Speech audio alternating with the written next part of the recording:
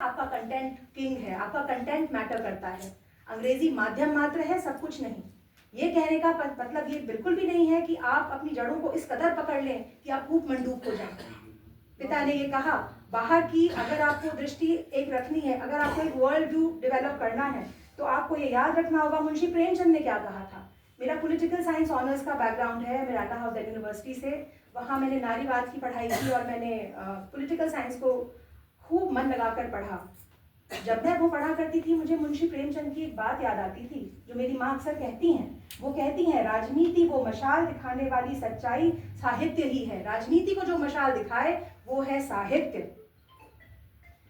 महावीर प्रसाद द्विवेदी कहते हैं, ज्ञान राशि के संचित कोश का नाम ही साहित्य है। 7वीं सदी के आचार्य भामा ने कहा था, ऐसा कोई ज्ञान नहीं जिसका संबंध काव्यांग से ना हो।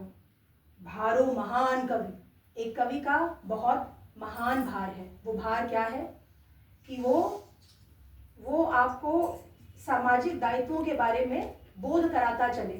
वो सिर्फ आपको एंटरटेन नहीं करे, आपको बस खुशियां नहीं देता रहे, वो आपको एनलाइटन करे, आपकी मायूसी छीन ले।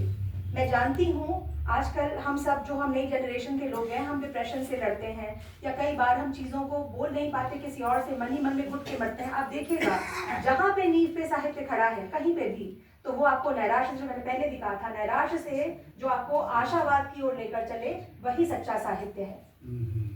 इटालो कैल्विनो की 6 मेमोज फॉर नेक्स्ट मिलेनियम में जो उन्होंने कहा था कि साहित्य ही बचाएगा, साहित्य ही वो काट है जो भाषा को कुरूप होने से, मलिन होने से बचाएगा, उसका आज सृजनशीलता के लिए इससे बड़ी बात कुछ और नहीं है कि जो आप कहना चाहें, जैसा कि थवाई जी ने कहा था, अगर आपके साहित्य में संवेदना नहीं है तो वो साहित्य कभी भी ज्ञानवर्धक नहीं होगा।